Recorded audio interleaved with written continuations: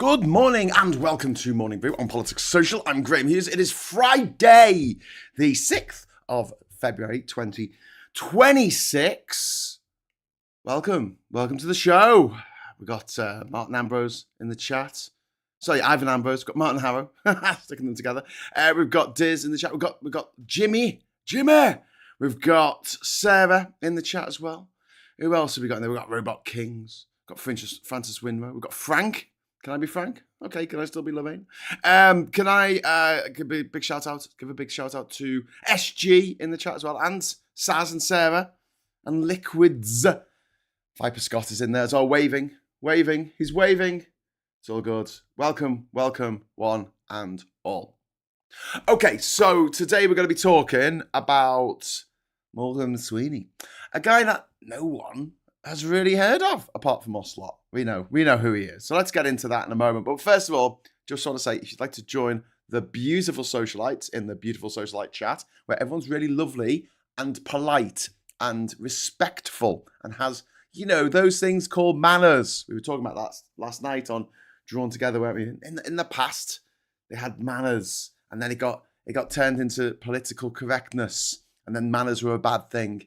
And then because political correctness sounded a bit too, civilized, they decided to use the word woke, and they took that from African American vocabulary to frighten the living shit out of middle-aged, pasty white people in middle America who don't like people who are any other colour but them, or anyone who's not their sister, I guess, sexually. So, that's what we're talking about. So, yeah, but people in my chat, very, very woke, very, very woke. The socialites, very politically correct, very respectful. Manners, my friends, manners costs you nothing, but a lack of manners,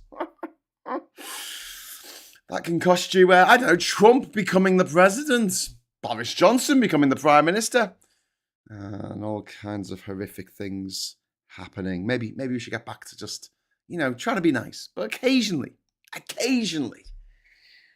we have to not be nice, because there's this person who's doing a job very, very badly. And it's not a job like, I don't know, that not that important in the greater scheme of things, like these people who have meetings all day, just shuffle papers around, not like that, This is someone whose job actually impacts on your life, on the lives of everyone in this country, and in the lives of lots of people around the world. His name is Morgan McSweeney, who I want to make the story. Here is why. The advisors to the leader should not be in the spotlight. It's like the host of Have I Got News For You shouldn't be in the news for doing coke and banging prostitutes. It's just one of those things, You'd host a topical news show, a comedy thing, right? And you can't actually be the topic of the news, because that doesn't really make much sense. So that's why they got rid of Angus Deaton. In the same way, I want to make Morgan McSweeney a name that people have heard of. Because at the moment, it's just me and you. It's just us lot. We're in our little gang. Sweeney haters. We know who he is. McSweeney Todd, the demon butcher of... the demon baker of Downing Street, the evil Downing of Baker Street. But yeah. So here's my thesis, right? I think we need to name and shame Morgan McSweeney. I think we need to talk about it. I want you to, after this show, maybe call someone you haven't spoken to in years, and they'll pick up and they'll be like, "Hello," and they'll think you want something. Say, "I don't want anything. Just want to tell you, Morgan McSweeney, gobshite." And they go, "Who's Morgan McSweeney?" And then you can just explain to them who Morgan McSweeney is. But people don't just cold call. People don't like that anymore. Just it stresses people out. Just write to them first and say, "Is it okay if I give you a call?" No problem. Also put no problem. No one's died. You need to put that into the message as well. If you've not spoken to someone in a while, because it can freak people out. They're like, can I have a little word? It's like, oh God, what's happened? Ah! It's very stressful being on call all the time. Does anyone talk about this? Like, in the 90s, the only people who were on call all the time were doctors who had little pages that would ping in the middle of the night because of an emergency and they had to go to the hospital, right? or they're in hospital and they had to go to a particular ward or a particular place in the hospital to do this particular thing that needed to be done in a fucking emergency, right? Pages. Now we've all got pages. We've got our mobile phones. They're on all the fucking time. And it's like, I don't have time for this. I don't have time for it. Very stressful. Anyway, so yeah, that's what I want you to do. A little bit of homework after the show. But leave it for now. Stay with me for a little bit. Because, the Mandelson appointment and subsequent fallout, I feel is the capstone failure of Morgan McSweeney's tenure as Chief of Staff of Number 10. Number 10. Sorry. Cut. Rewind the tape. I did. So this Mandelson scandal has combined, the lack of due diligence, the lack of the terrible optics, the internal fucking party management, the way that they handle crises. I mean, it's just made the government, and especially Number 10, look absolutely fucking amateur at every level. Just so amateur. And it's one of the things that I would really love it if Labour would get their thumb out of their arse and stop looking so fucking amateur. It drives me up the fucking wall. And you know this because you watch these shows, and you know that I swear a lot and go off on tangents. But when it comes to comms, it's not just that they're shit at getting ahead of things and they don't present stuff in the right way, blah, blah, blah. But the little comms they do looks fucking amateur. That is a huge problem. You want to feel like the country is being run by slick professionals, right? Not like too slick, not like, American Psycho, but, slick enough. You want everything to look really, really cool. You don't want it to look like a church fete. You don't want it to look like someone's used fucking word art and Comic Sans font to make an advert or an electoral message or a party political broadcast to the nation. And yet that's what they do on an almost daily basis. The stuff they put out is shite. Now, apparently, I have been told by various sources, various anonymous sources, that Morgan McSweeney has this chokehold on Labour comms. And people might just be lying to me. That could happen. I mean, that happened to Keir Starmer, didn't it? He got this guy, right? Like, funny story. He got this guy who was famous for lying. Like, he had been sacked from the government twice under the Blair administration for lying. Like, this guy, he's a liar. He's a known liar. And he said, he lied to me. You saw Keir Starmer yesterday in that press conference. He lied to me. And I'm like, yeah. And it just reminded me of that lad, Timothy Treadwell, I think his name was, in the Werner Herzog documentary, Grizzly Man, who goes up to Alaska to go and live with the bears because he thinks the bears are his friend, and the bears fucking eat him. Sorry, spoilers. Because the bears weren't his friend. But I'm sure at some moment while he was being devoured alive by fucking bears, he went, oh, hang on. I never expected these wild animals who just see me as a slab of meat to see me as a slab of meat. Okay, Timothy. Okay, Keir. Okay. Right. So before we go on, and I'll talk about where McSweeney stands in Labour's power structure and how he got the job and etc. I'm going to set up a super chat fund. So what this is a little goal that we have usually on this show. And if we just get a few super chats in, if you get 5 super chats of any flavour, which means any amount of money, I think the least you can give is like, I don't know, $1. So like 89p or something. And if we get 5 of them, then you get this automatic confetti that appears in the chat. It's very exciting. And also, I have a little animation that flashes up on the screen that says, and it's got some music to it as well, which is incredibly exciting. And we really enjoy it on this channel. So, if you minded to give a little bit towards the running costs of keeping me alive, that'd be great. Because we only have like 1,000 people watch these videos. Even at the time it's 100 or so. Afterwards, it goes up to about 1,000. That equates to about £1.50 off the Google Daddy, because it's about £1.50, £2 for every 1,000 views you get on a video. Something like that anyway. You get a bit more when the video's longer and you keep people engaged more, but I don't like putting adverts on my live shows, so because people complain in the chat, fucking adverts! And I end up with like half of the chat going, fucking adverts! Plus, I don't want to be beholden to the algorithm, which says that, oh no, we didn't like what you were talking about today, Graham, and you dropped the C-bomb, so we're going to make sure that nobody sees this video. And if your video doesn't come up in the recommended column on, I don't know, Phil's videos or Max's videos, then you're in trouble, aren't you? You're going to get no money. You're going to get no income for the day because spend a whole day making a fucking video. But Google Daddy says no.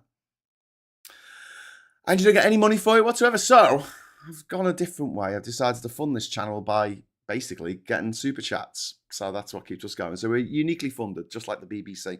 So it allows me to say what the fuck I want about anything I want. Don't have to make particularly clickbaity thumbnails. Doesn't mean I have to toe the party line or any party line or the Google line or the YouTube line. Don't have to toe anyone's fucking line. Fuck off.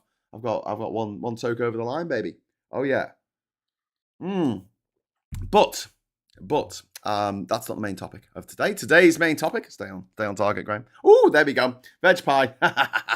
Thank you so much, Veg pie, for the £1.99 super chat for the Confetti Fund. Thank you for the first super chat of Friday the 6th of February 2026. Thank you. It hasn't stopped raining, by the way. Before we go back into in some parts of Devon and Cornwall, it hasn't stopped raining for a month. It's literally rained every day for a month. That is insane. That is just what?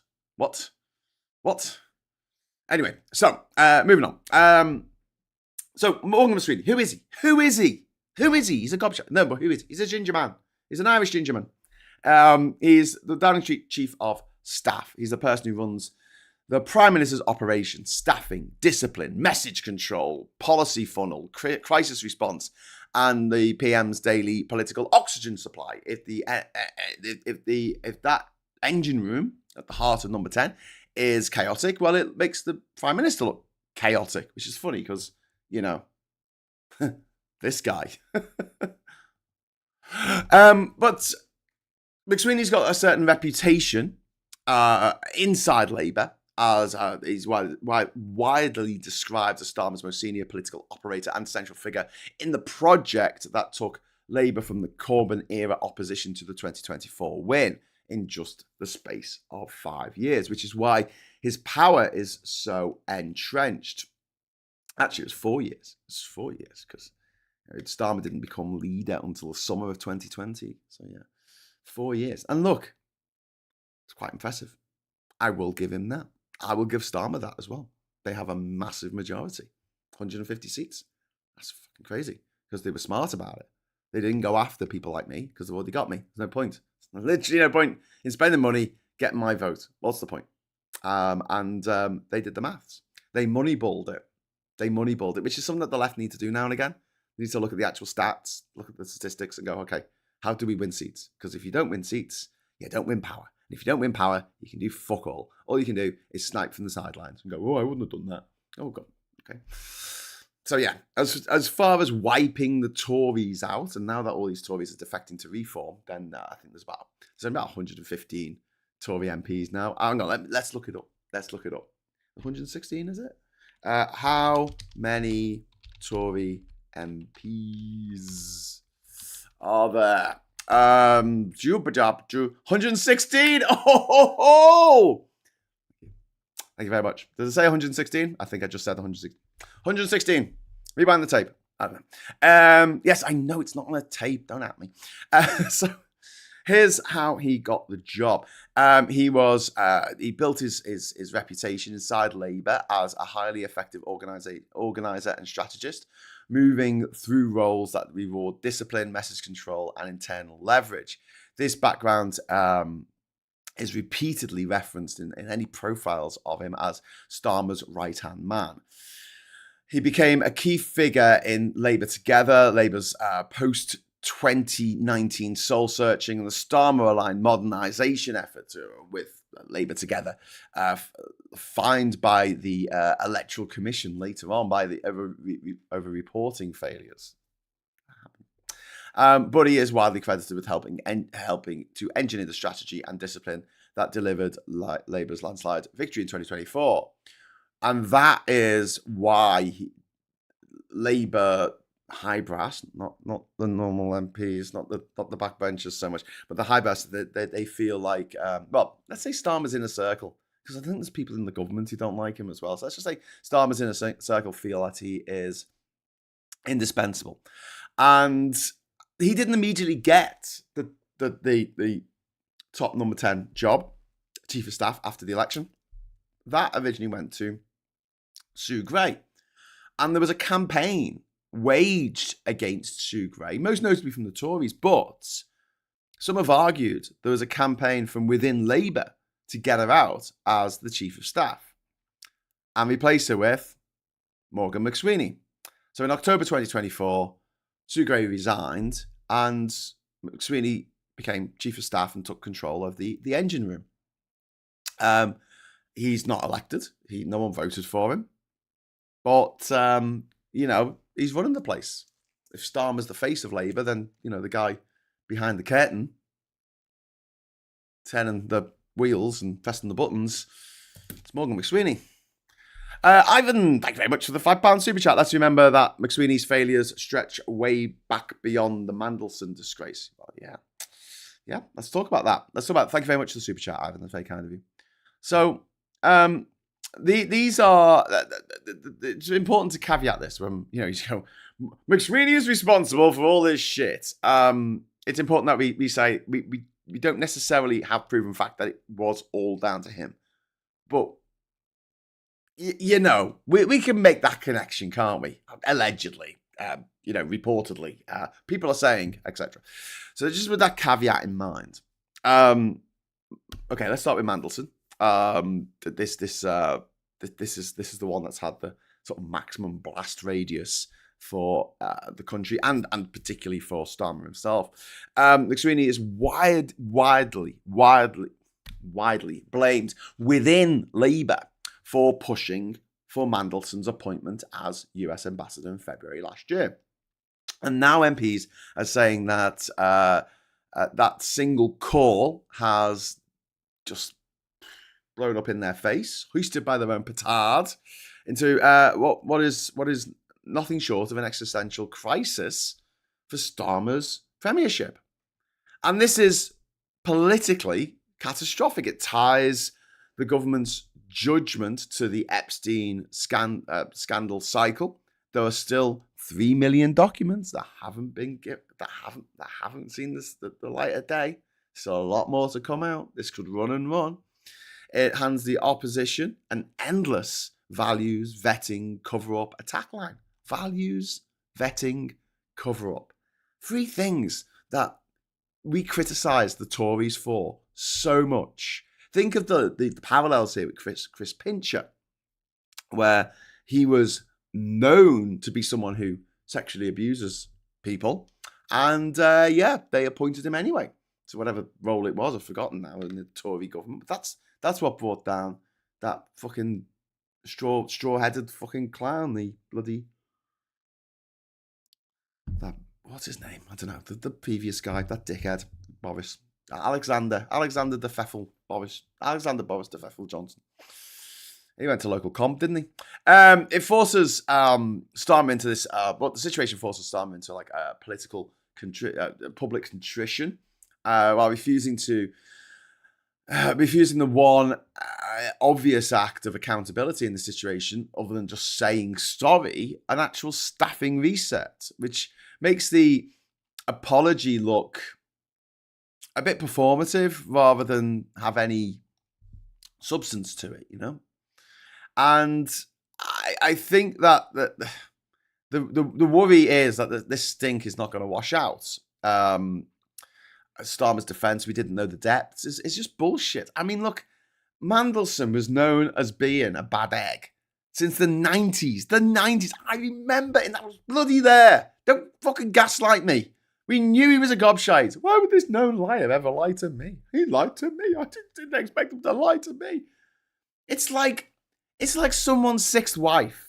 Someone's sixth wife who had, got together in an affair while he was still married to his fifth wife, and every single one of those marriages failed because he cheated. And then the sixth wife says, I never expected him to cheat on me. And you're like, but did you not spot the pattern? Did you not think, yeah, but I'm special. I'm special. This narcissist, this psychopath, they're going to treat me differently. I'm going to be the one. I'm going to be the one that can make them good again. No. There's no making these people good again. They're just wrong-uns. They're just money-grubbing wrong-uns. Amoral, psychopathic, fucking sociopathic, lacking in empathy. Look at all these people, these rich motherfuckers, all associated with Epstein. All of them, so many of them in those files. What have they all got in common apart from being rich? Well, fucking psychopaths. Because you got to be a psychopath to get that much money. You got to be a narcissist. You got to treat people like shit. You've got to just be fucking the most horrible human being you can be. That's how you make all that fucking money. And no wonder they're all hanging out with a fucking sex pest, fucking paedophile guy, jailed for sexual offences. It's absolutely fucking maddening. I mean, the fact that Starmer stood up in Prime Minister's questions this week and said, yes, we did know he was still in touch with Epstein after the conviction. We just didn't know the depths of it. Which to me is like saying, well, we did know he murdered someone, but we didn't know how many people he murdered. Okay, but surely one is more than enough to, I don't know, put them in jail or at the very least not make them the British ambassadors to the United States of America. Just saying, just putting that out there. I know I can be a little bit absolutist sometimes, a little bit one strike and you're out. My attitude towards drink driving, if you cause a collision or you hit someone, and that's it. You can't drive for the rest of your life. One hit and you're out. Especially when it comes to drink driving or speeding, right? Speeding, you crash, you kill someone. Fuck that. You go to jail, okay? But when you get out, you're never going to drive again. You're going to take public transport for the rest of your life. That's it. End of. Touched by Fire. Oh, thank you, Touched by Fire. I'm touched by you. Thank you very much, Touched by Fire, for the £5 super chat. Thank you. For the Confetti Fund and keeping me sane. Oh, thank you. You keep me sane as well. Thank you. All the chat. The wonderful people. Like, it's great to see the same names popping up every day, and we all have nice conversations. And I'm trying to tell you what's going on, or discuss. We're trying to discuss what's going on because this is a bit of a two-way conversation, obviously. In a way that's not like depressing as fuck. Because honestly, if I just sat here going, oh my God, have you seen what's happened to you? It would depress the shit out of me. Never mind anyone watching this. So I try and keep it as sort of bubbly as I possibly can in the current situation, current circumstances. Because you got to laugh, haven't you? You got to laugh. Fuck. Anyway, what a time to be alive. What a time to be alive. So yeah, this isn't just a bad comms week this week. This is catastrophic for the this is catastrophic for the Starmer premiership. I don't think it will survive this. I think this is like the attack on Frodo by Weathertop by the Nazgul. He gets stabbed by the Witch King of Angmar, and he has that mortal blade. Muggle blade, and it stabs out. And in the end, despite everything, despite being rescued at the last minute by the Eagles, so that we can go home suss out the Shire, that was missing from the films, and then he can write a book about what happened. And as soon as he's finished the book, he can fucking die. Oh, I mean, go to the West. Go to the West. It means he dies. They all die. The ship out the Grey Havens, it doesn't. It goes up into the sky. It goes in a straight line up into the sky to heaven. Does, you know? It's a whole story about it.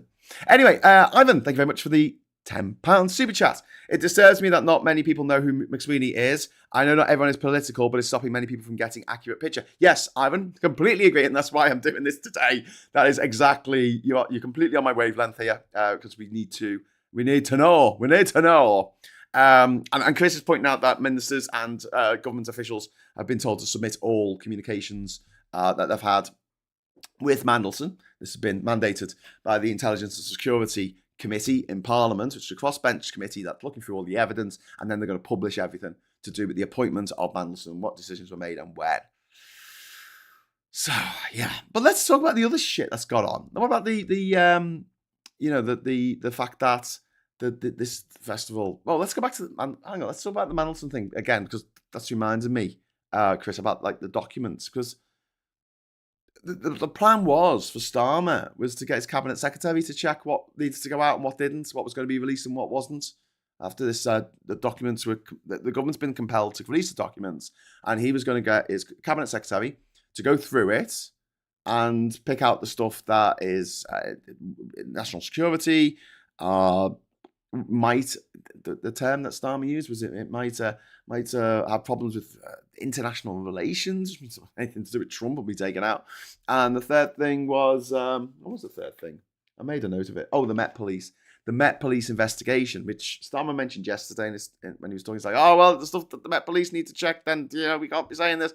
Because there will be a case against Mandelson. He's going to get done for misconduct in public office, and I hope that he goes down for the rest of his life. I honestly hope that happens. Because we need some fucking accountability for once.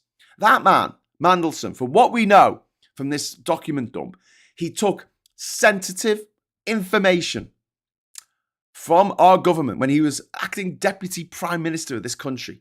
He took information that was only known to a select few in the government, and he handed it over to Jeffrey Epstein, a convicted paedophile in another country, a billionaire paedophile foreigner who does not, or didn't, have our country's best interests at heart. He did that. And I'm sorry, but if it was you who did that, if it was me who did, imagine you broke into number 10 and stole some fucking documents from Keir Starmer's fucking drawer and then handed it over to fucking, I don't know, the ghost of Jimmy fucking Savile. Mate, I mean, come on. No, just go to America, give it to some serial killer in jail. Go on, here you go. Here you go, Mr. Serial Killer. Hand it over to Vladimir Putin, somebody who fucking hates this country.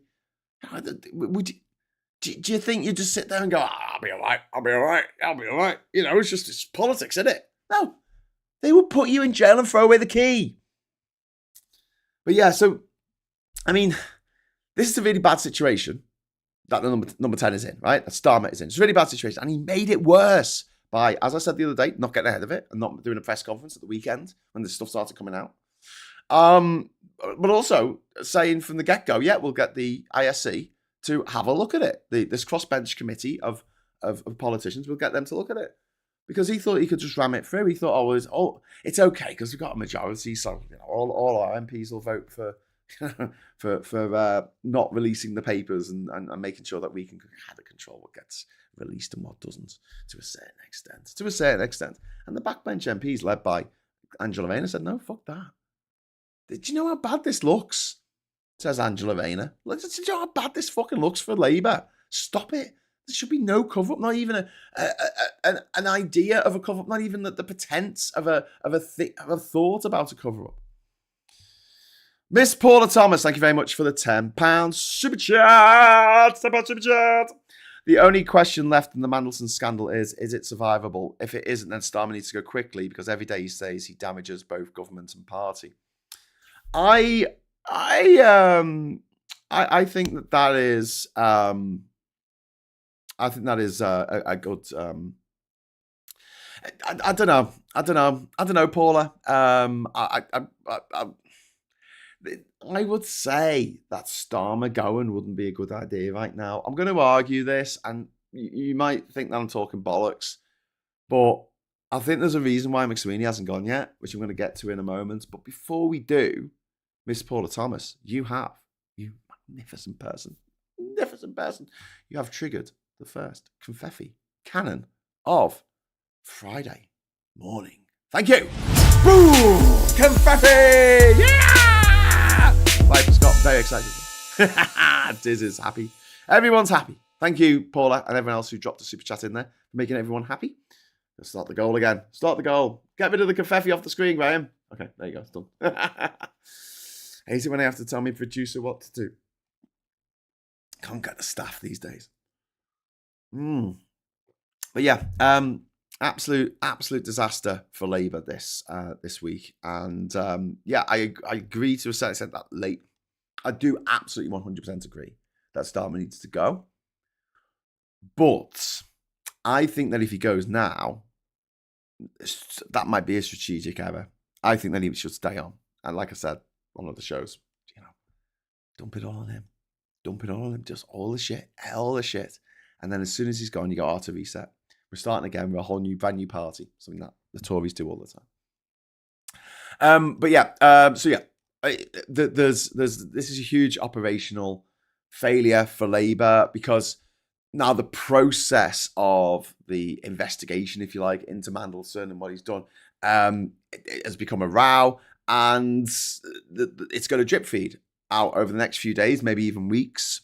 Yeah, the delay is causing a bit of a vacuum, caused by briefings, plotting, and the government shouldn't have been compelled to do this. They shouldn't have given the Tories the ammunition to demand what they call a humble address, which is it forces the government. It's like a subpoena for the government to release documents pertaining to a certain aspect of policy or what they've done. They should have got ahead of it. They should have said, we are releasing all of the. I don't know, hindsight's 2020, but again, going back to my point at the top of the show, it makes Labour look fucking amateur. I don't want to be run by amateurs. Like. You know that Vanity Fair spread from a couple of months ago about the White House, and they took the pictures of all the people working for Trump and just made them look so small and useless and insignificant and out of their depth. It's brilliant. It made them look amateur. That's what it did. It made them look so fucking amateur. And you know what? To a certain extent, there are some gifted amateurs out there, sure. But once your skills reach a certain level, you should get paid for that shit. Or at least I think you should get paid. But while McSweeney is not the only actor here, he's chief of staff. He owns the process competence question. Who thought that this would look? Them saying, we're going to make it so the other party, the Tories, have to demand these documents be released. We're not going to release them voluntarily. And then when we do release them, we want to have a look at them first to decide what we want to actually release and what we don't want to release. I know that the cabinet secretary is supposed to be apolitical. I know. But yeah, I think allowing one person to look at these documents and decide what goes out and what doesn't is not a good plan, because it makes it look like a fucking cover-up. It just makes it look like a cover-up. And it's like one of those things where this would have happened anyway. Why didn't he get ahead of it? And I think it's because Morgan McSweeney might be good at winning fucking elections, but he's not fucking good at running number 10. He's fucking shite at it. Sorry, Mum, I keep swearing. And then you've got the PLP, Parliamentary Labour Party, have rebelled against McSweeney. Well, sorry, Starmer, but the machinations of McSweeney. Welfare rebellion last summer in June. McSweeney came under fire after a Labour rebellion over welfare cuts, with MPs criticising the leadership's handling of of the situation, and also the absence of a persuasive moral case to go after Pip. And this is a big deal, because a chief of staff's job isn't to win an election that's already been won. It's a job to keep your MPs on side and not have people bloody voting against it. That's not just the chief whip's job, because obviously they've got a job in their hands, haven't they? But if MPs aren't trusting, if they lose trust in your judgment, which I think a lot of Labour MPs have now, especially with the appointment a year ago of Mandelson as a ambassador, knowing what they knew, and we didn't know the depth of it. Yeah, but you knew he's still in touch with Epstein after the nonce had got out of fucking jail for being a fucking massive nonce. Reverend Kathy, thank you very much. McS, Epstein, Trump, Musk are the professionals. I wouldn't say Trump's a professional.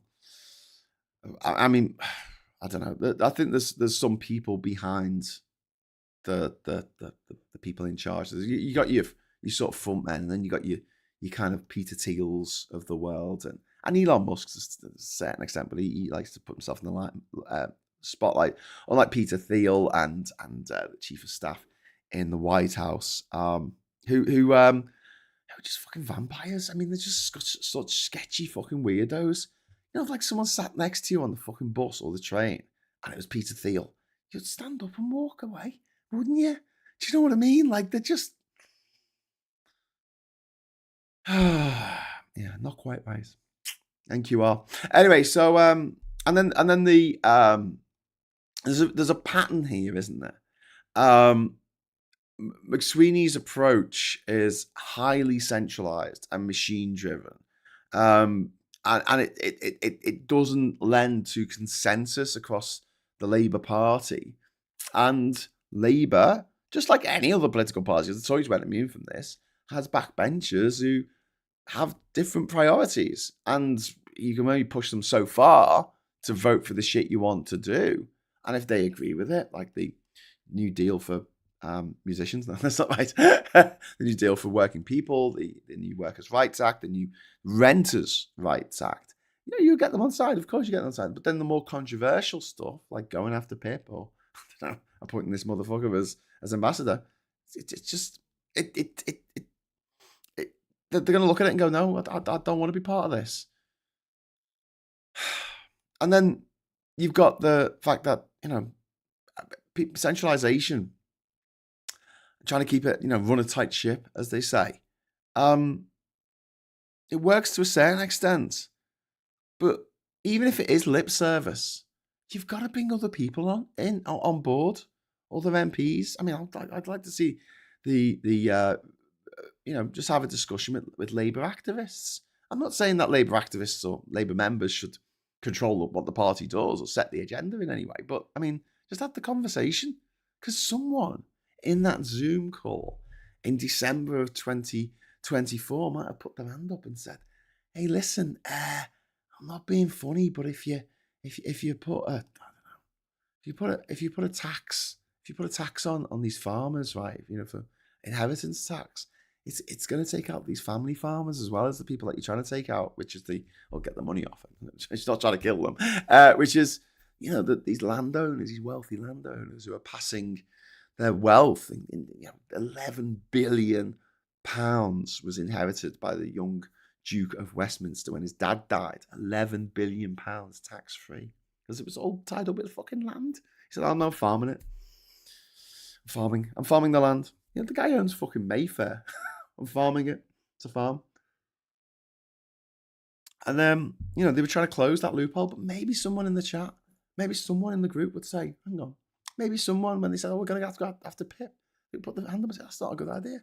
Maybe when they said, we're going to go after trans people, someone in the chat who's trans could stand up and say, or just put their hand up and say, fuck off. Knobheads. They didn't talk to anyone who's trans. They talked to Sex Fucking Matters and the LGB Alliance. Fuck off. Fucking Tufton Street motherfuckers. Fueled by oil companies. Paid for by oil companies. Just one person allowed to be part of the decision-making process from the minority who's being affected by what Labour are doing. How about just one? I don't ask for much. Do you know what I mean? But no, they didn't think of doing that. They didn't think of consulting anyone. And people are there. It's not like you've got to pay for people to travel down to London and stay in the high-end, the Hilton or the what's it called? Hyatt Regency? Is that what it's called? The Ritz? I don't know. Some posh London place. The Travel Lodge. You don't have to put them up for the night and then have them in a room with TV cameras and a fucking, focus group and a one-way mirror. You don't need to do that shit. Two-way mirror, I guess. Just get them on Zoom. You don't have to pay them to be your focus group. There's people who are members of Labour. They'll make a point. And like I say, you don't have to have a vote at the end of the meeting to say, at the end of the Zoom meeting, and say, oh yeah, we're going to take out, we're going to do anything you say. You just say, no, we're taking on board. But when you've got like one person who's going, this is what we're going to do, this is what we're going to do, and just absolutely shuts down any kind of discussion about it because they've got it in their head that this is the best way to go about it. That way madness lies, especially when, like Morgan McSweeney, in Morgan McSweeney's case, he's not fucking elected. No one elected him. And then you've also got the fact that, Labour Together, Morgan McSweeney's group, were fined by the Electoral Commission in 2021 over reporting failures. I'm not trying to, I'm not trying to relitigate it, but that even got back then, even 5 years ago, it shows a recurring theme, about process, about compliance, about transparency, about, one person deciding what's right and what's not. And I want to talk a little bit about why, he should go. And I think I've sort of laid it out because a lot of the U-turns or pivots or course corrections, to choose your poison, that have been enacted by this Labour administration have swung violently from one way to another for about, what is it now, 15 times? Is it 16 times? You got the ID cards. Everyone's going to have to get a digital ID. And then they said, oh no, we're going to roll that back. They said everyone's going to have to pay they're not going to let you into fuel allowance. And then they rolled that back. They said everyone's going to have to pay inheritance tax on their farms. And they rolled that back. They said, oh, we're going to put these big fucking taxes on pubs. And then they rolled that back. And it's just fucking embarrassing. Marching their own MPs up to the top of the hill. And then just abandoning them. Not even marching them back down again. Black pointed out, I saw this video. Marcus Bigstock did a video saying they knew Mandelson was a good mate of Epstein and that's why they appointed him as ambassador because Trump was as well. Yeah, I think that's very true. Chris says, while in other news, it's been reported that the refurbishment of the Palace of Westminster will cost at least £40 billion and take 60 years to complete. Got the money for that, but not ordinary folk. Well, this is true. But then again, I mean, if it's going to take 60 years to complete, then, you can spread that 40 billion out, can't you? At least they're being realistic, I guess. It's not like HS2. What did they say HS2 was going to cost at the beginning? It was like 8 billion. And now it's like over 100 billion. Fucking crazy. I'm trans. I don't want to spend my life talking about it. Fucking social construct. Yes, L. Absolutely L. And it is mad that because of the transphobia out there, that trans people are, I think the transphobes think about trans people more than trans people think about trans people, which is kind of crazy when you think about it. They're fucking obsessed. But all the trans people I know just want to get on with the fucking lives. They're just ordinary people who want to get on with their lives. It's not the thing that defines them above all else. In the same way that me being a Scouser doesn't define me above all else. I mean, it's part of my, my makeup, but I mean, it's not everything. But that's what the transphobes want to do to trans people and make their trans identity all consuming because that makes them easier to pick on. They don't want rounded, ordinary people going about their ordinary lives. They think that everyone who's trans is a fucking, they go and dance in bloody gay bars every night. I just fucking no. What the fuck is wrong with you? These fucking transphobes, Jesus. But yeah, let's talk about why Morgan McSweeney should go. First of all, a PM can't credibly say lessons will be learned while keeping the person many MPs and members of the public who know who he is, by keeping the very person that people blame for the judgment call in the first place. This is why Labour figures are using language like untenable and calling for a clear out and pushing towards McSweeney going out. And then, he for better or worse, he's become a lightning rod. If MPs are briefing against the Chief of Staff, they're basically briefing against number 10. Then that signals a breakdown of internal trust.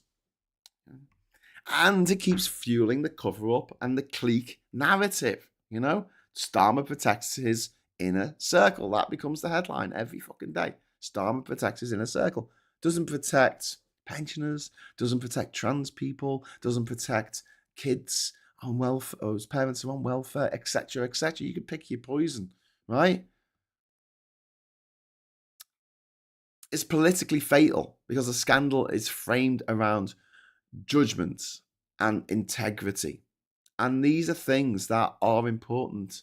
Maybe not on the right. Maybe they're the Trumpsters and the Tory voters and the fuckers don't care about integrity. But people on the left do.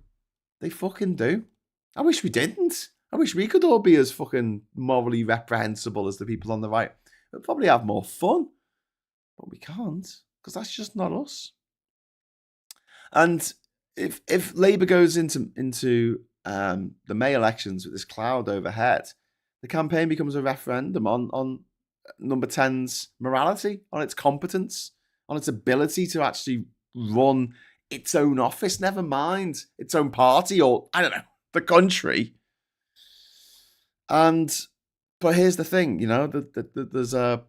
there's a few reasons why Starmer might be hanging on to it, because McSweeney is the architect of Starmer's rise, and Starmer's team view him as the organizer who made the whole thing work, not just the win in 2024, but also Starmer's leadership win. Removing him would be like removing the sort of the brains of the operation. But here's the thing, right? I think that Starmer would have won anyway. He could have put a chimpanzee in as his chief of staff, little monkey butler. So I know chimpanzees aren't monkeys. Don't at me. He could have put anyone.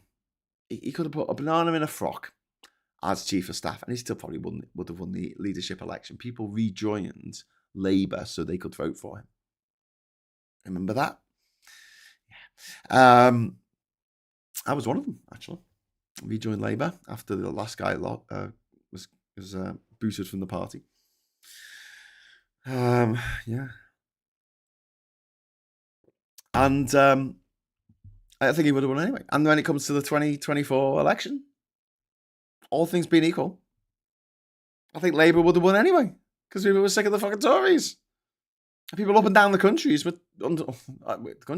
were tactically voting. That's what they were doing. And yeah, maybe they'd only have a 50-seat majority instead of a 150-seat majority. Maybe. I don't know. But still, my God. What? Really? This is where we're going? Shit. But supporters of Starmer argue that if McSweeney goes, the shield to Starmer disappears and Starmer takes the full hit. And rebels would pivot from sack the aide to sack the PM. And here's where I have my own theory on what is happening here. Number 10 are just trying to get past May and then do the purge, because they know that May is going to be a disaster. So think about it this way, right? I've said before who would want to be Prime Minister, right? Specifically, not just because of the Trump shite house, right? And what he's doing over there. Although, has he been seen in public for a few days? He's not playing golf anymore, is he? Come on, big beautiful day. Come on.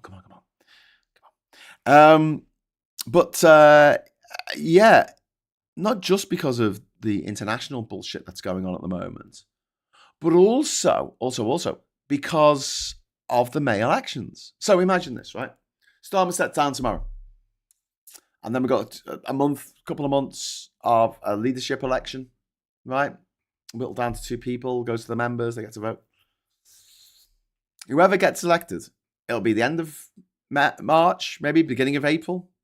And the first thing that'll happen to them, of note, while they are the new leader, is they're going to get absolutely fucking demolished in the May elections.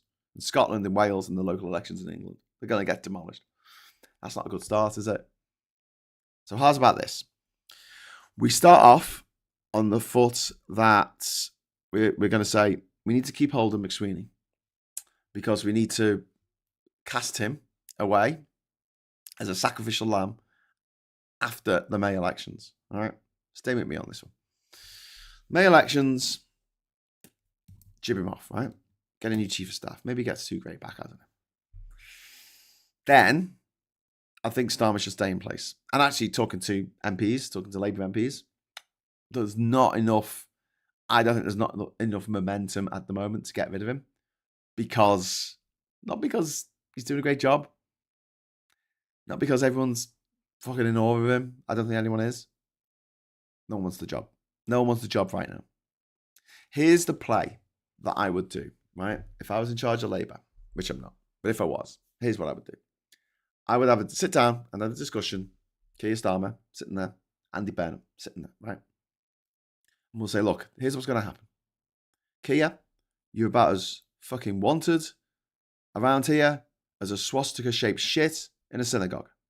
You're on your way out. You're not going to lead this party into the next election. However, we need to win the next election. So here's what's going to happen. Andy Burnham is going to see out the rest of his days as rest of his tenure. He's going to die. Sorry, it's like going to be like Logan's Run. Sorry, you're 30 years old now. It's time to ascend into the oblivion. He should see out his tenure as the Metro Mayor of Greater Manchester, and which runs out in 2028. I think the summer of 2028. So there'll be another election, get someone else in there, right? So then in 2028, and we don't need to have a general election until the summer of 2029. Okay, so this is important. Here's your timeline here, right? So he stops being mayor. Then we have a by-election in a seat that is a safe Labour seat, and people will vote for Andy Burnham anyway. Even if it's a marginal seat, they'll vote for him. He stands as an MP. And he wins in the summer of 2028. And then there's a leadership challenge put on Starmer just before the Labour conference in the end of September of 2028. And with enough time for, you work out the timeline here. So that Andy Burnham is elected as the leader of Labour and therefore the Prime Minister just before the 2028 Labour Party conference. He comes out and he makes a barnstorming speech about how he's going to turn everything around and how everything bad that happened was because of Starmer. And everything good that happened is because of the great people who believe in Labour and want to make the country better. They succeeded despite the Starmer. And I know that's really shit. And I know that might hurt Starmer's feelings, right? But we've got to be cold and fucking logical about this. We need to make sure that refuck don't win the next election. Simple as that. Because if they do, it's all over. It's all over for so many of us. They are going to fuck us so much, it'll make your head spin. You're going to see the same sort of actions that are happening on the streets of America in Minnesota right now. You're going to see them on the streets of the UK. You're going to see armed thugs with 47 days training, tearing up people's homes and dragging them out by their hair and throwing them onto the floor, smashing their faces, maybe just shooting them dead. Who cares? They're only civilians. They're not important. They don't vote for us. They don't vote for us. So yeah, we've got to keep refuck out.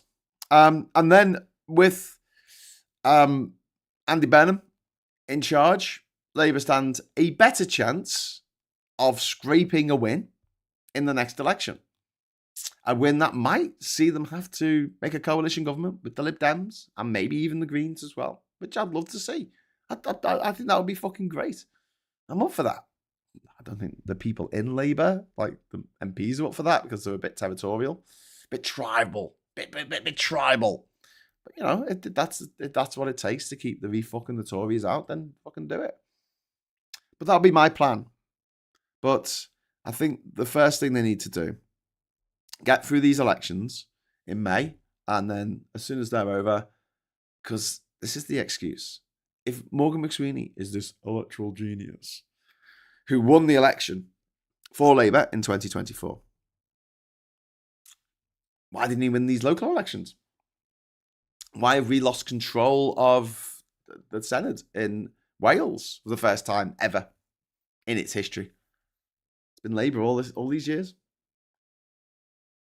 Back when it was called an ass assembly.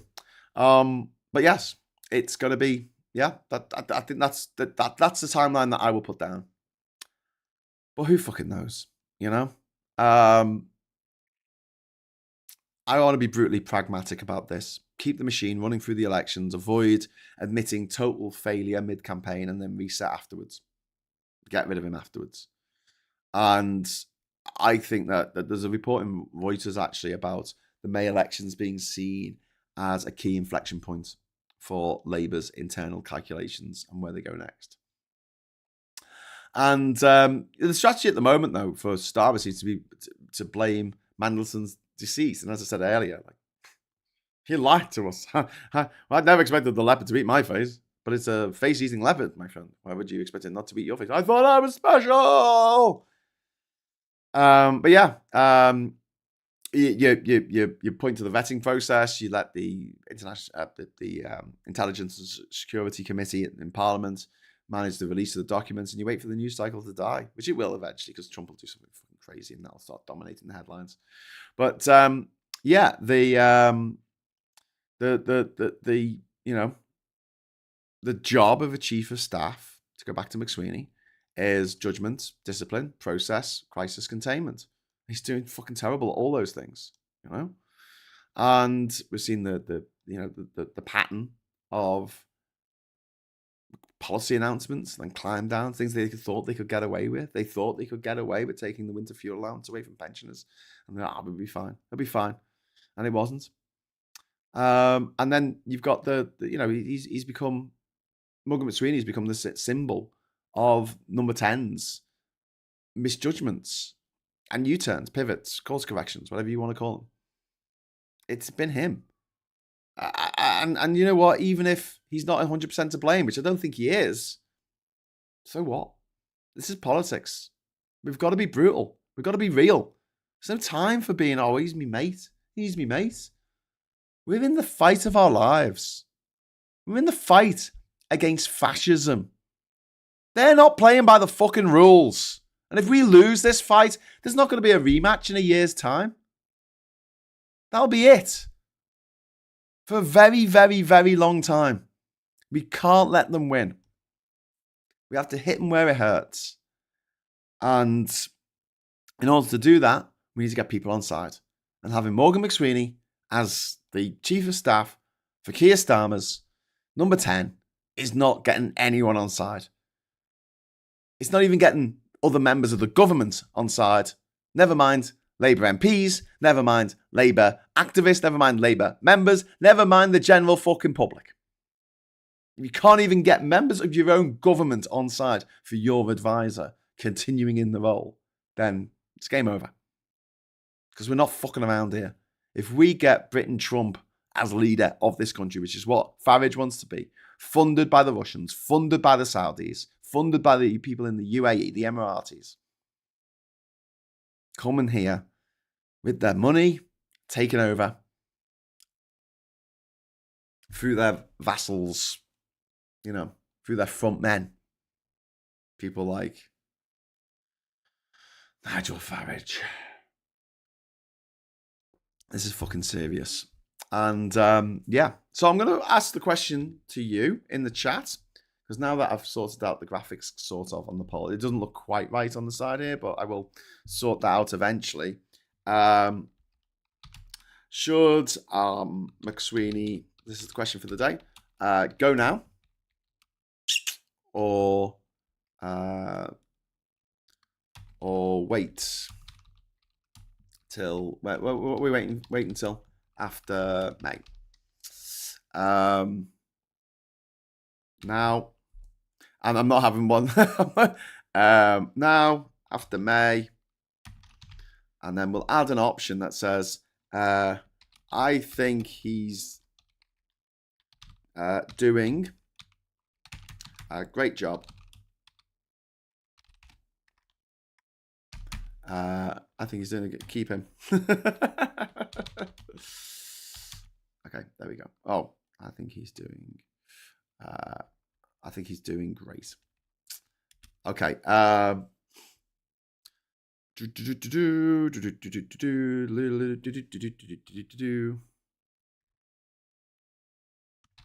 Sorry, everyone. I know watching me type isn't very fun. I'm just should McSweeney go now or wait until after May? Right, vote now. Vote now. The poll is there. Now, after May, keep him. I think he's doing great. If anyone votes for that. By the way, this is anonymous, so you can vote what the fuck you like. 7%. Oh my God, 10% of you think he's doing great.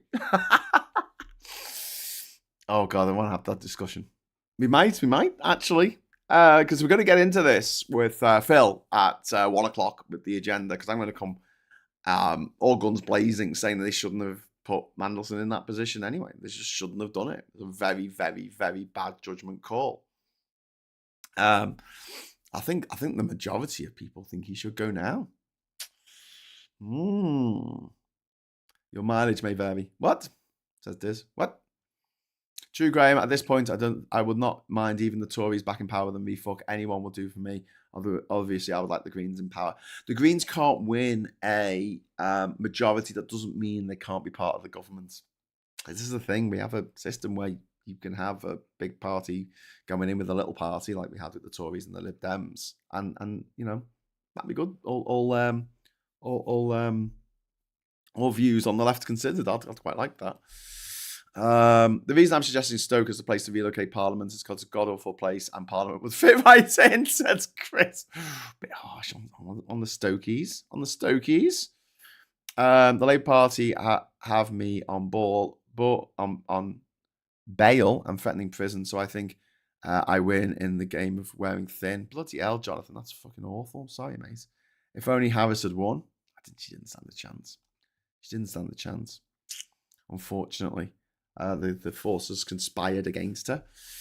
Frogface was in Manchester yesterday. That's too close for comfort. It is indeed. Okay, so let's have a look. We're going to end the poll there with 59 votes. And the results are as follows. Should McSweeney go now or wait till after May? Now, 80% of you, 80% reckon he should go now. 19% agree with me and say he should go after May. And one of you said, keep him. I think he's doing great. Morgan? Is that you, Morgan? Are you watching my show, Morgan? Anyway, okay, so yeah. I mean, if they sack him now, it rips the Band-Aid off, doesn't it? So I could be swayed by debate on that. It's just not necessarily what I would instinctively do. But you know, you can win me. You can be round. You can win me round. So I'm going to head over now to the papers. The paper. Should we go to the papers? What time is it? Oh God, it's time. I've been yakking on for an hour about that. Bloody hell! I didn't think I had enough material to do half an hour. Never mind. Bloody hell! Jesus Christ, I can talk. What's happened here? Oh God, do you know what this is? Right, this is a failure to communicate. So you're getting to see how the sausage is made here. So there's the frame that normally sits behind the newspapers. But what's happened is that it's because I set it up yesterday to do the. This might not come up right. Oh no, it hasn't come up right. Okay. All right. Listen. Oh, there you go. That worked. Phew. Sorry, just to explain, there's layers, right? And I set the layer that normally shows the papers up to do the show yesterday, where not draw again, but sorry, drawn together. It might know it was the conference, the press conference that Starmer gave. So that was set up so it would look right on the screen for the press conference on the BBC, right? And remember that the lighting was really bad, so we bumped up the brightness here on my controls because it looks shit. I was complaining about the sound and the vision. Sound and vision, very important, as David Bowie once sang. Ivan, thank you very much for the £5 super chat. My heart said now, but I went pragmatic with your solution, Graham, of after May. Thank you very much, Ivan. And although 80% of people thought that it should go now, the fact that you gave me £5 means that you win, because I'm nothing if not corruptible. Not that I have any say over this. Panic as Bitcoin crisis escalates, as value plunges in half and crypto geeks see their entire fortunes vanish or worse.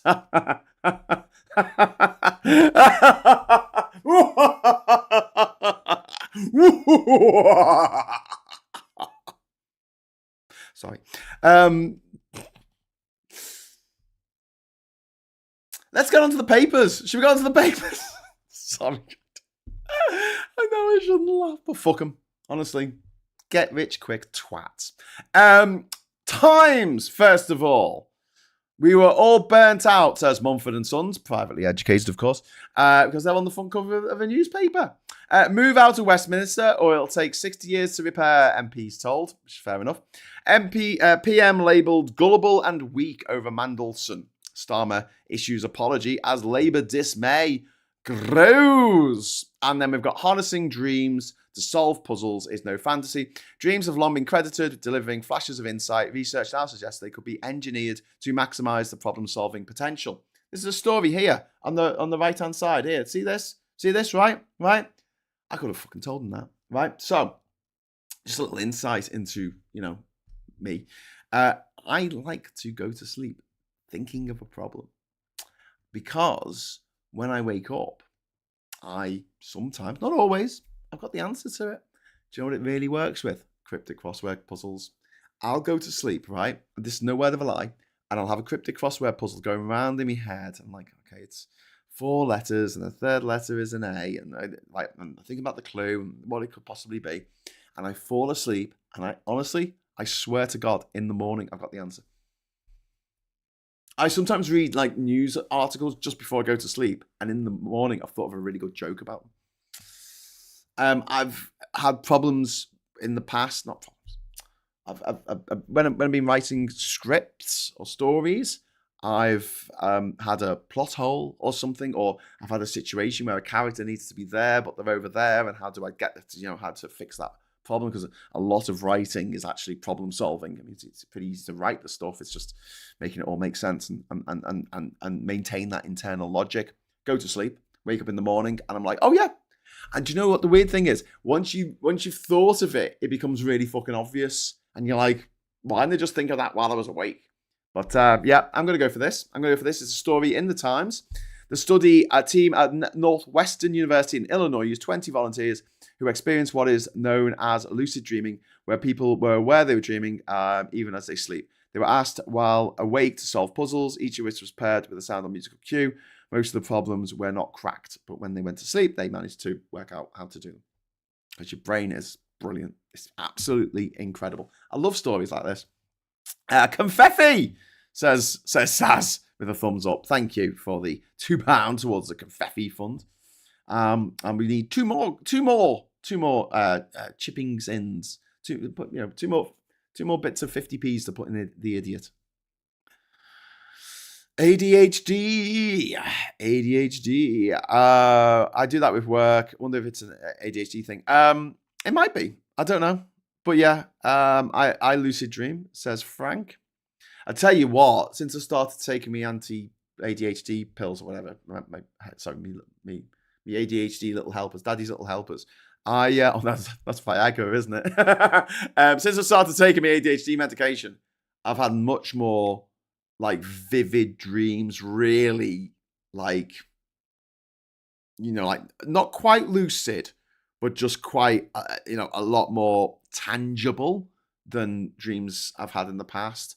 And also, it feels like I've been asleep for a very long time. Even if I've only been asleep for a couple of hours, I'll feel like I've been asleep for a very long time. So that's interesting. I don't have a problem with sleep, though, so I don't know why they think, oh, he's got to have this because then it'll help him sleep. I'm like, oh, I think that's my problem. And the trouble with Starmer, says Miss Paula Thomas in a super chat, thank you, staying on is that it gives him more opportunities to do damage. Yes. That's a good point, Paula. But then the shit's going to happen. Trump is in the White House. Oh, that's the other thing I was going to say about 2028. Sorry, I missed this out of my little time frame, didn't I? January 2029 is when either Trump's going to be not with us anymore for one reason or other. Come on, you arteries, harden. Or he's going to make a big fuss about leaving the White House. And whatever happens there is going to reflect badly on Farage, because Farage likes Trump. So if America descends into fucking civil war, it's quite useful for us to not get Farage elected here. In the same way that when Hitler, invaded Poland, kind of not many people were up for Oswald Mosley's British Union of Fascists after that. What can I say? Thank you very much to Ivan Ambrose for the £20. That is so kind of you. Ivan Ambrose, a new PM now will be political suicide. Instantly, the replacement will be attacked, having no mandate, even though we have a parliamentary system that we don't directly vote for PM.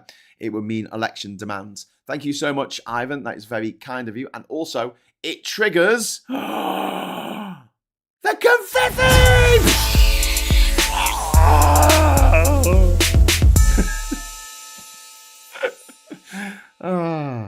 Thank you. Very kind of you. Thank you. I know. That is absolutely infuriating for me when people say, oh, he hasn't got a mandate. Well, the Tories did that. Okay. Like I said last time, I mean, Sunak replaced Truss. Truss replaced Boris Johnson. Boris Johnson replaced Theresa May. Theresa May replaced Cameron, all without an election. Brown replaced Blair without an election. Major replaced Thatcher without an election. It happens all the fucking time. And it's really annoying. People go, oh, you got a new leader, you got to have a mandate. It's not the way it works. We don't have a presidential system. Thank God we don't have a presidential, because it's even fucking worse. The president stays in power for 4 years no matter what. And if he fucks up, this fucking vice president stays on. I mean, did they have an election when they got rid of Nixon, when he stood down rather than get impeached by the House? Did they have an election? Did they fuck? He put his number 2 in charge, right? Gerald Ford. What was the first thing fucking Ford did? Signed an executive order pardoning Nixon of all his fucking crimes. What a fucking joke. What a mad system. So yeah. I mean, I'll say the British system is perfect, but God, it's better than that. At this point, I fear Dizz's confetti addiction may be terminal. It might be. Trump, the sharter-in-chief. He does keep sharting, doesn't he? In his pants. I've heard she's been experimenting with tinsel now. The hard stuff says, oh, don't touch the tinsel. I think it's worse changing party without an election. Well, that'll be a by-election, won't it? But yeah, I mean, you vote for the party, and this is why we have the idea of collective responsibility, collective cabinet responsibility, collective government responsibility. If things fuck up, you've got to all take responsibility for that. And don't forget that the prime minister is only supposed to be, first amongst equals. Prima inter pares or something. There's some Latin. I don't know Latin. But there's some term. So yeah, I think people just don't understand how our political system works, and they think that if we have a new leader or the government's in crisis, we'll have to have an election. The only people who can force the Labour Party to have an election is the Labour Party. Doesn't matter how many calls come from people around the country, or from the opposition parties. They can call all they want. They can call me Al, and I can call you Betty. But it doesn't matter. Doesn't fucking matter. The only people who can decide if they want to have a, what would be a suicidal election right now, a general election, is the Labour Party. Keep telling people this because it's like they don't believe us when we say no, that's Labour's. That's all down to them. Why would they? Why would the turkeys vote for Christmas? These are their jobs on the line, and there are government ministers in safe seats up here in the north who know that if an election was held tomorrow, they would lose their seat. Government ministers. So the idea that they're going to go, we'll get ourselves decimated, it'll be hilarious. Not going to happen. We're not going to have an election. Do not worry. We're not going to have a general election. We're not going to have it probably until 2029. I mean, 2028, maybe, if there's some kind of thing that, but they've got a 150 seat majority. I mean, the bozos in the Tory party needed an election in 2019 because the DUP, who they had a supply and confidence deal with, they weren't supplying the confidence because the Brexit that Labour the Tories wanted to do wasn't Brexity enough for the DUP or something because it screwed over their Northern Irish ambitions of putting a border between Northern Ireland and the Republic of Ireland, which is a twatty thing to do, isn't it? That's what they wanted to do because they're fucking arseholes. But yeah, so they couldn't really get any laws passed, so they needed an election. And the fucking stupid dickheads running the opposition parties, like the Lib Dems and Labour at the time, decided to go with it. And the SNP, fucking dickheads. The SNP used to be the second biggest party second biggest opposition party in Parliament. They used to get to ask 2 questions in every Prime Minister's question time. They gave it up. They went, no, we don't want that anymore. Dickheads. Urbane Legends, £5 super chat. Thank you very much. I liked Kia blaming the left for not being patriotic rather than accepting any responsibility, and it's Greens splitting the vote somehow. Yeah, indeed. Actually, no, the SNP did all right in 2019, didn't they? That's when they became the second biggest party. Oh, no, actually, they became the second biggest party in 2015, didn't they? Because the Lib Dems shat the bed. Yeah, okay, sorry, I'll take that back. Take that back, my friends, Stephen Flynn and Ian Blackford. I do like those guys, by the way. I thought they were very good. But yeah, it was the Lib Dems. The Lib Dems and Labour at the time just went, yeah, let's have an election in the middle of winter. That's a great idea.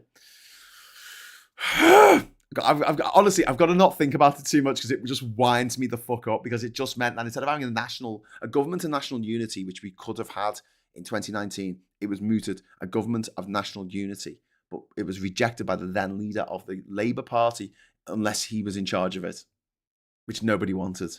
They wanted to get someone who's kind of a little bit, not what's politically neutral in Parliament, but someone who is, not strong either way, Tory or Labour, to lead a government of national unity because we were in a crisis at the time because of Brexit, right? And that would have segued beautifully into the pandemic. And so we would have had a government of national unity going into the pandemic, which would have been so much better than fucking Boris Conton Johnson and his gang of fucking miscreant dickheads, the rump of the Tory party that was left after the night of the long knives, the fucking purges that went on during the Brexit wars, where they got rid of, I don't know, the fucking father of the house. They got rid of the fucking grandson of Winston Churchill because he's just not British enough. We could have had something awesome, and one man stood in the way of that. And it wasn't a Tory. Anyway, let's move on. I've read somewhere that there are calls amongst backbenchers for a vote of no confidence in Starmer. There might be some calls for it, especially from people like Barry Gardner or, God, I forgot her name again. Don't at me. Some of the people on the backbench who were loyal to the previous leader, who never liked Starmer. So, there might be calls from them. But from what I've heard down on the ground, I'm not fucking omnipotent by any stretch of the imagination. I don't necessarily know what is going to go on. But yeah. The king can force an election too. Technically, the shouty bloke says yes. Technically, it never happened. But yeah, if there's some kind of constitutional crisis, the king can step in and force an election. But that don't happen. It happened in Australia, The Governor General over in Australia, representing the Queen, said got rid of was it the Whitman government they got rid of? I don't know. I need to brush up on my Australian politics. G'day. Samile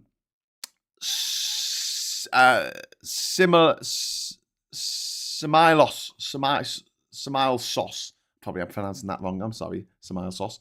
Thank you very much for the £10 super chat. You're worth every penny. Oh, thank you. Why has Farage been so quiet, and what's he hiding from? Savage Dragon. Well,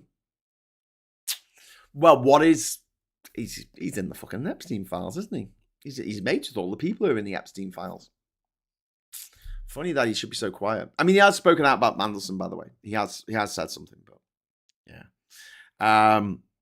Black Dot saying McSweeney is probably refuck.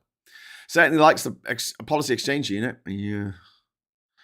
Hello, the president of Ireland is visiting Northern Ireland and a member of the DUP didn't waste any time reminding where she is. He didn't like that, so she didn't use the other name for Derry in a speech she gave. Stroke City.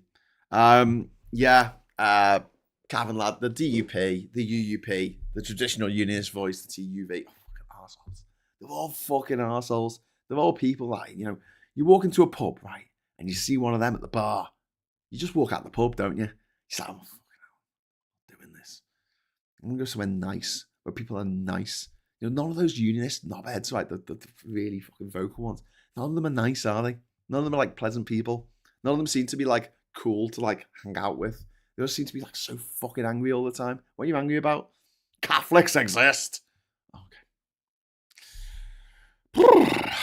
Difficult. Urbane Legends, thank you very much for the £5 super chat. When you put it all together, reporting on Labour Together, Mandelson, Blue Labour and Bannon, safe to say this Labour Party has been a Trojan horse.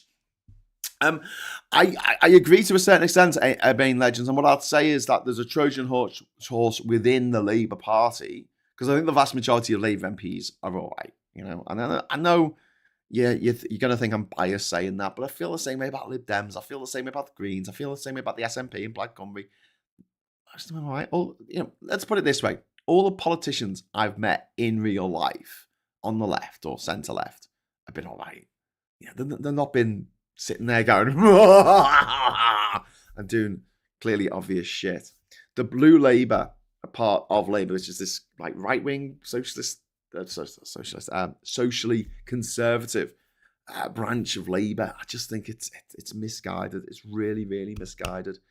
I can see, if I squint, what they're trying to do, which is try to get the middle ground, but it's not working. It's clearly not working. Look at the polls. It's not working. They're going to get absolutely hammered in these upcoming elections in May. It's not working. And I think it's not helped by the fact that time and time again, Starmer doesn't seem to be able to get ahead of crises. He doesn't seem to be able... he's very good at talking to people in other countries. He's good at that. Maybe he should have him as foreign secretary. Maybe. I don't know. But in his current role as Prime Minister, he just looks like a rabbit in headlights. And he doesn't look decisive. And I think that's a disaster for Labour in general. And it means that he can't get through some of the more controversial things that Labour want to do. Maybe that's a good thing. Maybe that is a good thing. But I feel like with a different leader, maybe Blue Labour could have a chance. But as things stand, the backbenchers are just turning around and go, fuck off.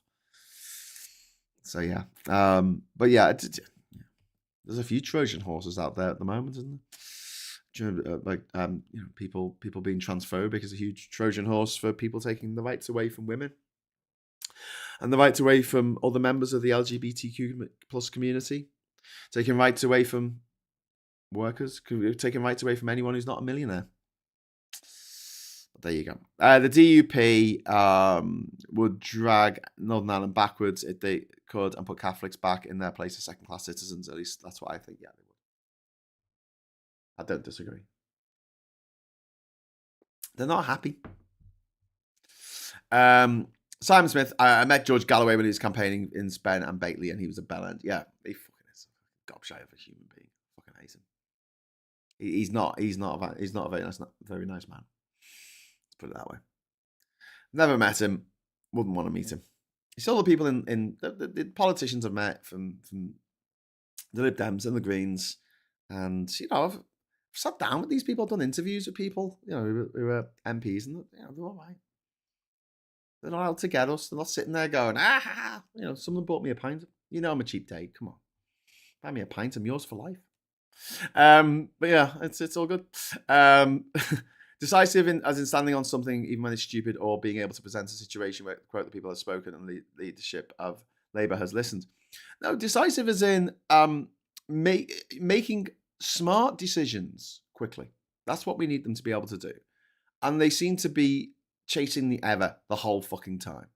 They announce things and then they roll back on it. That does not make people look decisive. It makes them look indecisive. It makes the leadership, it makes the whole Labour Party, it makes the government look indecisive.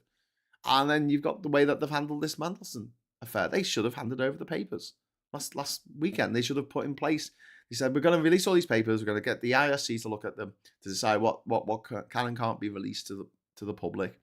And we need to be, Mandelson should have been kicked out of the Labour Party. He wasn't. He resigned. They should have put in motion on Monday morning in Parliament. They said emergency motion to strip him of his peerage. That's it. Breaking news. Putin being briefed after top Russian general shot in Moscow. Ooh. Shot.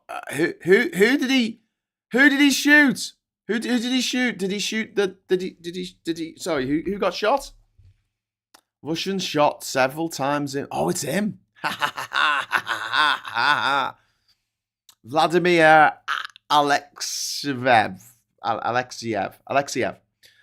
Oh, I've seen his face before. He's been shot several times and wounded in Moscow. Cool. Criminal case for attempted murder.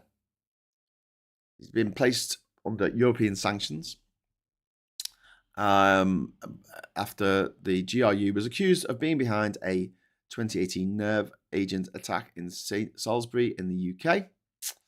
So that happened. That's really interesting. So it probably wasn't. Maybe, maybe he just upset Putin at some point. I don't know. Okay, so did he fall out of a window and onto some bullets?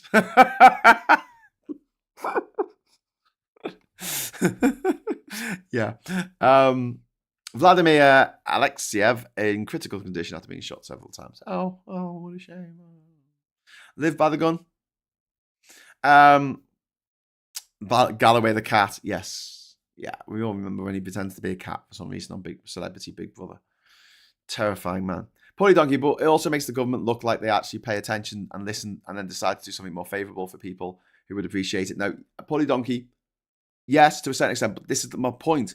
They shouldn't announce they're going to do something and then dial back on it. They should be, as I said at the top of the show, they should be making an effort to talk to the MPs in their, their own MPs. They should talk to Labour Party activists and members, have a weekly Zoom meeting that we can all tune into on Friday evenings at 6 p.m. or something. And we can put forward questions like this, right?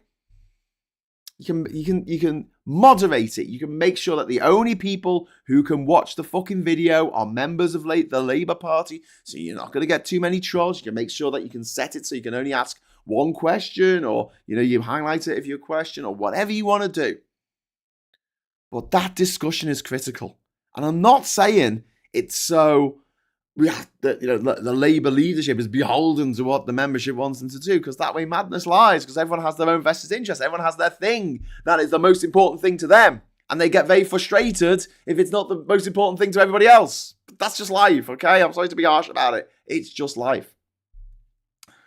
But at the same time, having that session, sitting down with people in effectively a really, really good and progressive focus group, putting that together, I think is essential for Labour moving forward on all this.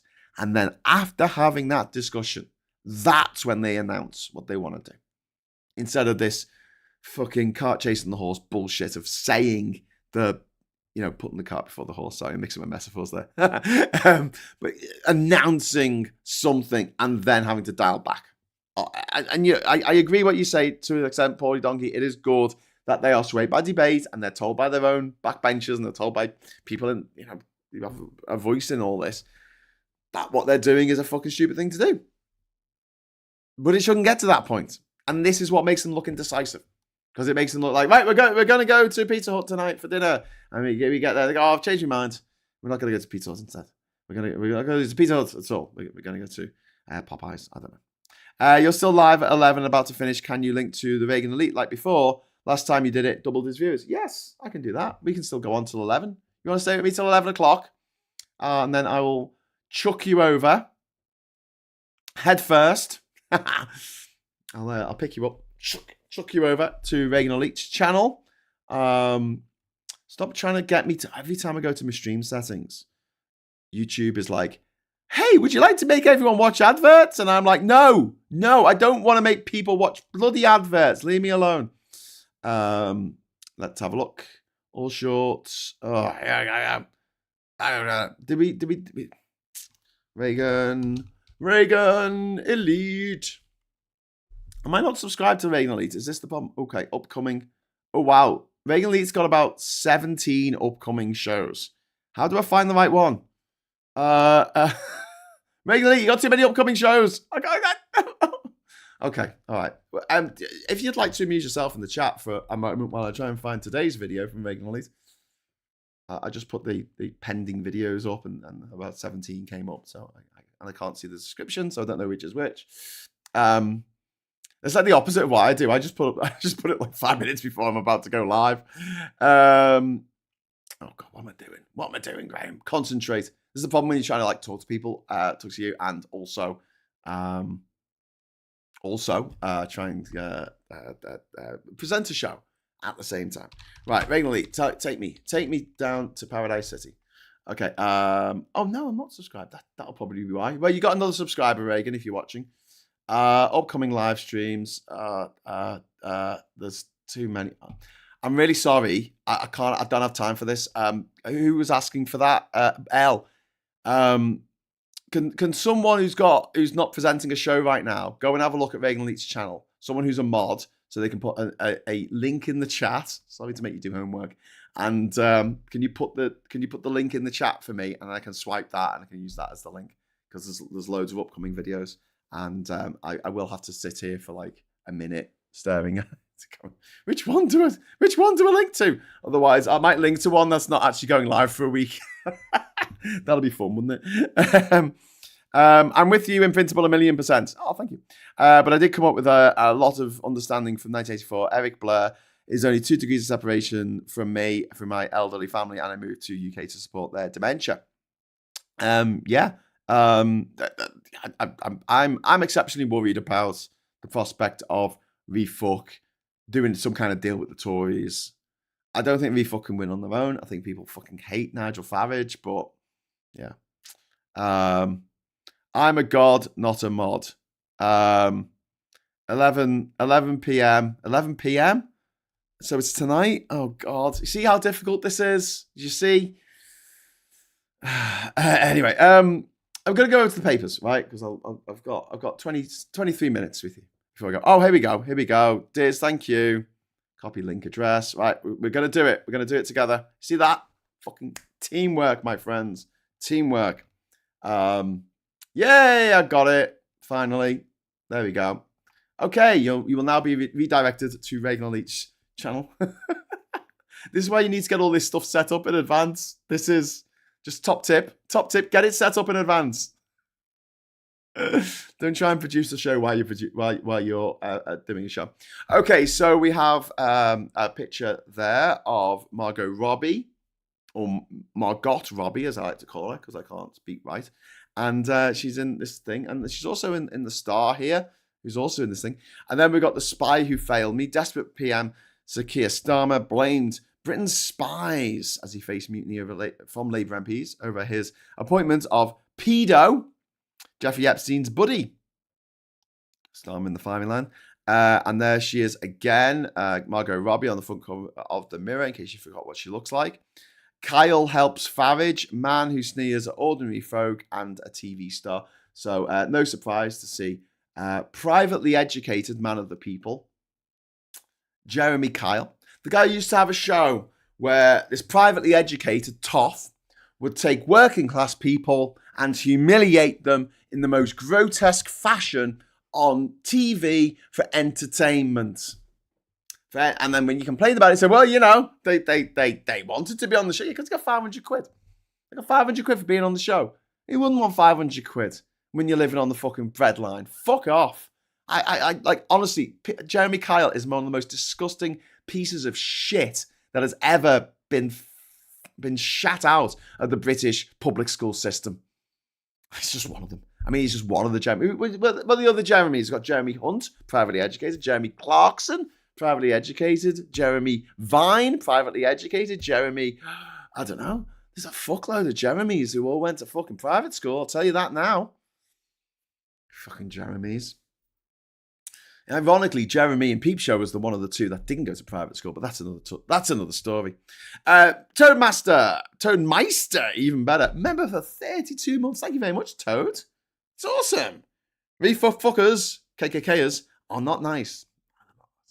They're not. Chris C says, okay, what's everyone's thoughts on the news? Alton Towers is set to exclude those with autism, ADHD, or anxiety issues from using the disability fast lanes. Okay, so here's my take. Yeah, I'm happy with that. That's fine. I'm ADHD myself. I don't see why I should be able to jump the queue. I really don't, compared with someone in a wheelchair. And I think it's really, really unfair to make someone in a wheelchair wait for an hour to get onto the Nemesis, because there's a bunch of people like me with ADHD who are like, I can't be asked waiting in the queue. I've got ADHD. Yeah, so I'm all for it. As someone in the ADHD community, I'm all for it. Your mileage may vary, but yeah, it's not like I do think that in an airport situation, if you've got a sunflower lanyard and you have anxiety, you have ADHD, you're autistic, fair enough. Especially modern airports are the most stressful things that humans do to themselves. Airports are horrible, horrible places, and very difficult for people who are a bit neurospicy to deal with. I mean, you know, I have trouble with big supermarkets, for fuck's sake. Never mind a huge supermarket where they make you take off your shoes. Fuck that shit. But I mean, Alton Towers, it's an amusement park, and look, we can't just say, oh well, you know, my ADHD is nothing compared with other people's disabilities.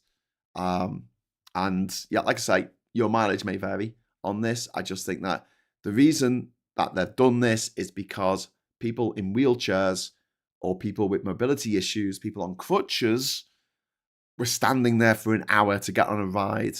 And the original idea for the disability lines was that people could get on the rides, you know, because obviously it took them longer to get across the park, etc. They'll only have to wait 5-10 minutes instead of an hour to get on these big rides. So yeah, I'm gonna piss people off in the chat now. Happy have 500 quid. Electrician costs 750 quid. 720 yesterday to do stuff I can do myself, but it wouldn't have been legal, says Martin. Yay. Autism is the only health or medical issue that its own law, remember. Does it? The problem is if we get better at diagnosis, it becomes less of an exception and more the rule, and you can't have fast lanes when so many qualify. Yeah. But for instance, when we're at the airport, obviously, I don't have a lanyard, but Kat does. She's deaf. She wears it when she's on the train, and she wears it when she's going through airports. And one of the big reasons is she can't hear the tannoy. So yeah. And also, you know when you're at the airport and those fuckers when you going through your bags are so fucking rude and are so aggressive. Oh, take the thing up, take the bag out. No, take this, take your tablet out. No, take your camera out. No, put that camera back in. No, don't do that. Put this. You're like, oh, for fuck's sake, this is really stressing me out. Now imagine you can't hear.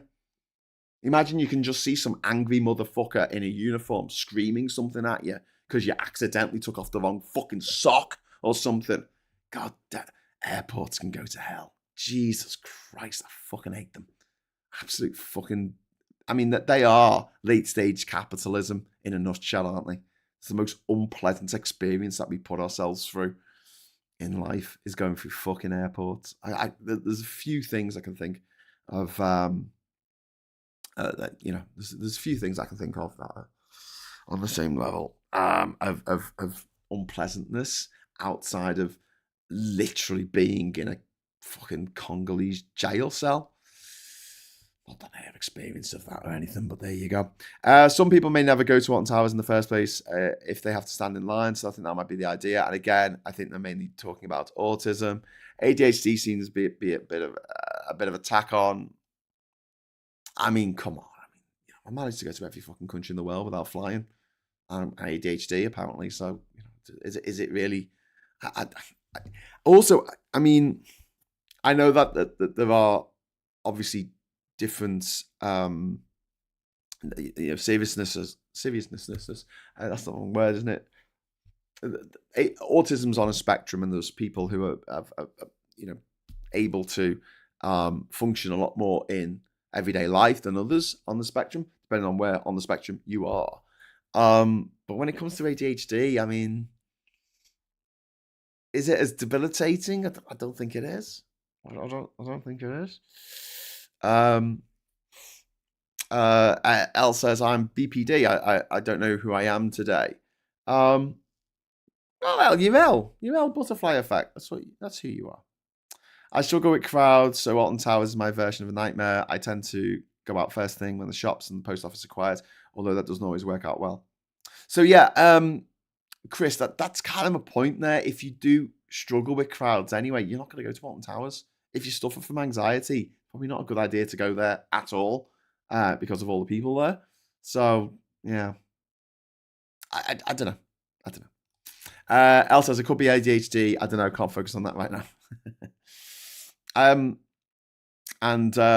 Yeah. Oh God, Graham, I was helping an autistic person in Kingston upon Thames, and the council answered no to my question. Do you know the Autism Act that says local councils have to know the Autism Act? Oh wow. Breaking news from SG: the latest controversy at the Winter Olympics: ski jumpers injecting acid serum into their genitalia to artificially increase size to give ski jumpers greater lift to glide further. Well, because would that make it less streamlined? Fucking Winter Olympics. Can I put that in room 101? Come with me on this one. Winter Olympics, mate. Fucking Olympics for white posh people. When I was traveling around the world, I know I go on about this a lot. I didn't have a big coat with me. Didn't have gloves. Didn't have a hat, apart from this hat. I didn't have one that covered my ears. Why? Because the vast majority of countries in the world are hot. I think there's about, of the 200 countries I went to, 180 of them are hot. There's only like a handful of countries. So let's go through the really cold countries. Canada, America, up in Alaska, Russia, Norway, Sweden, Finland. That's about it. And there's a few mountain kingdoms, isn't there? Or mountain regions or mountain countries like Switzerland, Lesotho, maybe. I don't know. But apart from that, I mean, Bhutan. Apart from it, Winter Olympics. It's for posh rich people, posh white rich people. It's shite. It's a fucking joke. It's a bit like the Nobel Prize for Economics. What even is this? Like, what? Hey? All right, then. Okay, so we're going to go over to the mirror now. Kia and present danger. See what they've done there? It's a pun. And then we got the fucking Nigel Farage gobshite, privately educated. Under fire PM. I'm sorry, I believe Mandelson's lies. He faces growing Labour rebellion, but says files will prove he was misled. But I do agree, Mr. Starmer, you were probably misled, but there's a certain point where you get conned by a known con man. You've got to take a little bit of responsibility because you knew he was a fucking con man. You knew he was a liar. And you're like, oh, he lied to me. Yeah, take a bit of responsibility there, lad. All right. Okay, now we've got another picture of Margot Robbie and another picture of Margot Robbie. We've got all these pictures of Margot Robbie. It's almost as though she's got a film to promote. This is for Wuthering Heights, which is directed by Emerald Fennell. Privately educated, of course. Raina tilts at number 10, hit by tax inquiry. Former deputy PM could have to wait for HMRC investigation if Starmer quits, which is another reason why he shouldn't quit right now. Johnson PM behaving like dictator with election delay. Then we've got NHS recruits nurse specialising in cousin marriage. Cousin marriage. Did you know in this country it's not illegal to marry your cousin? They fucked up that. Maybe they should make that illegal. Ramsey, we treated petties like royalty. I don't even know what that is. African nation to take back illegal migrants. UK, they're not illegal. Fuck off, illegal migrants. I hate that phrase. UK must pay $2 billion to help EU arm Ukraine. Okay. Bitcoin suffers record plunge amid AI rout. So the AI bubble may be bursting. Who knows? Daily Mail there, Raina, taking over the reins from Starmer, maybe. She's back and ready to go, like Republica once sang. As Starmer fights for his political life and MPs lined up to warn that he either has to he or his chief aide has to quit, the ex-deputy leader tells friends she's primed to strike. There you go. And she didn't go to private school, but who did go to private school is Kate Middleton here, or Kate Windsor Mountbatten, or whatever the fuck she's called these days.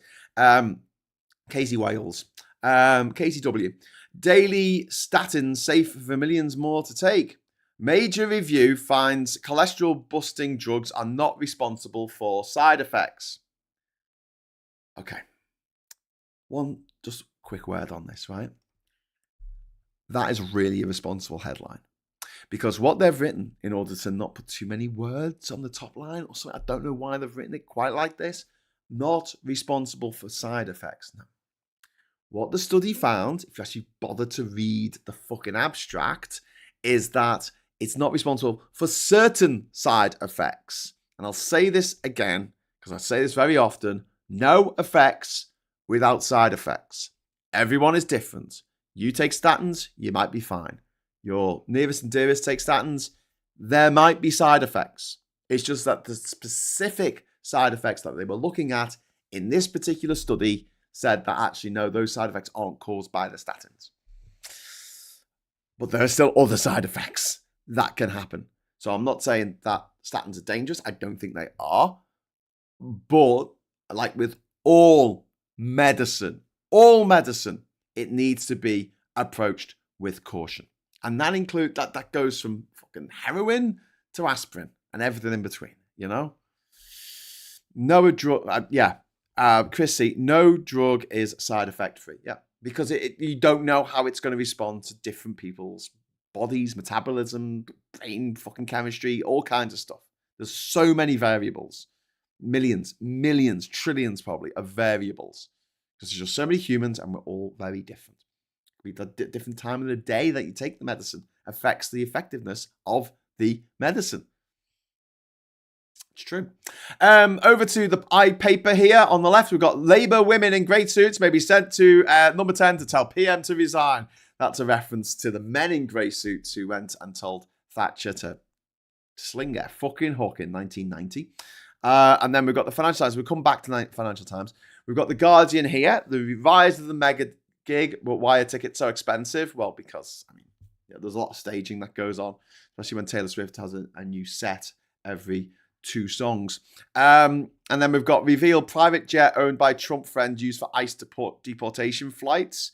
And this is him at his 50th birthday party where he hired some little people to be Donald Trump. I mean, hang on. Isn't that what they sorted out for Joffrey for his fucking wedding? Isn't that just like Game of Thrones stuff? What the fuck? I hate these people. Starmer in appeal to Labour MPs as pressure grows for number 10 reset. Then we've got Met Office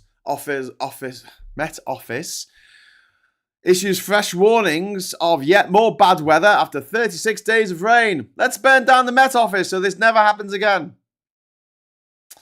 PM, I'm sorry for believing Mandelson's lies. And then PM battles for survival because he's a survivor. I forgot what the rest of the words are there. So now we're going to go over to the Financial Times. And we can zoom in a little bit, can't we? We can zoom in. Oh, not that much. It's like smacks against the screen.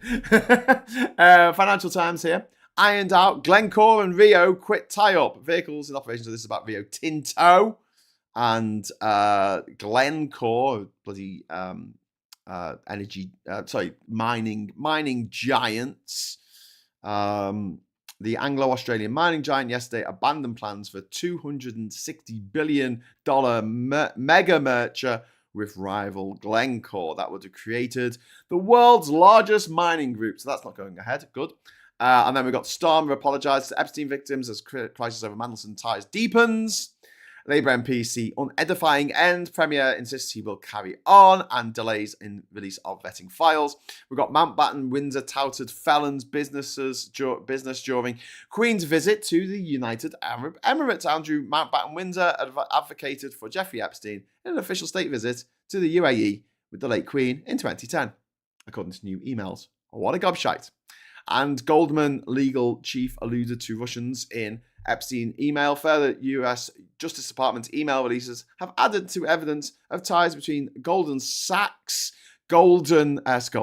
General Counsel Katie Vermella, I can't read that because it's really low resolution, and Jeffrey Epstein. A 2016 exchange, she was a partner at Latham and Watkins, came as she eyed the job at Citadel, Ken Griffin's fund. The sex offender wrote, "There is the off chance that Griffin might be interested in a woman."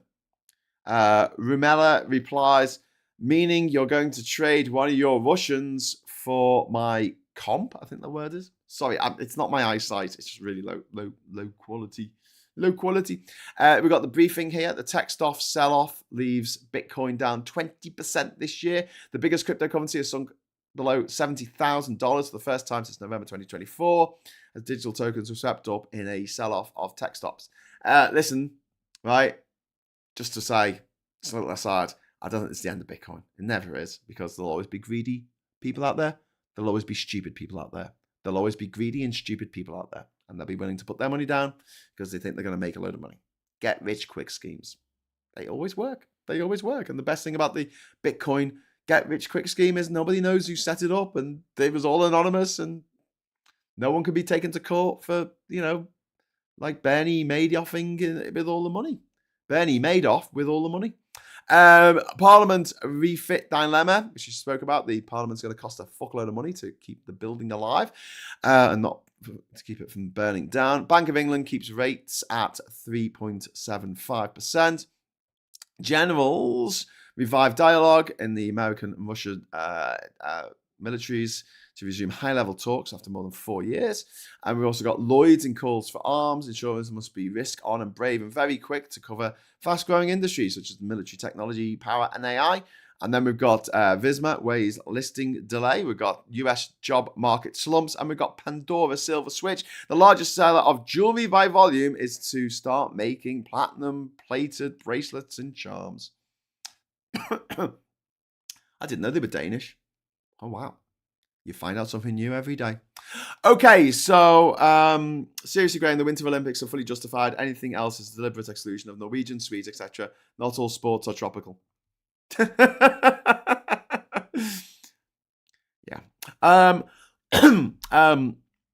The point is that anyone from Norway can run, whereas literally no one from the continent of Africa can necessarily fucking afford the millions of pounds you need to be able to be a top skier or to buy a toboggan, as we found at the wonderful heartwarming story of Cool Runnings. Bitcoin is the easy answer for money laundering. City of London and Wall Street keep it in existence. China have also invested a lot in harvesting as well. Yeah, to get around financial regulations.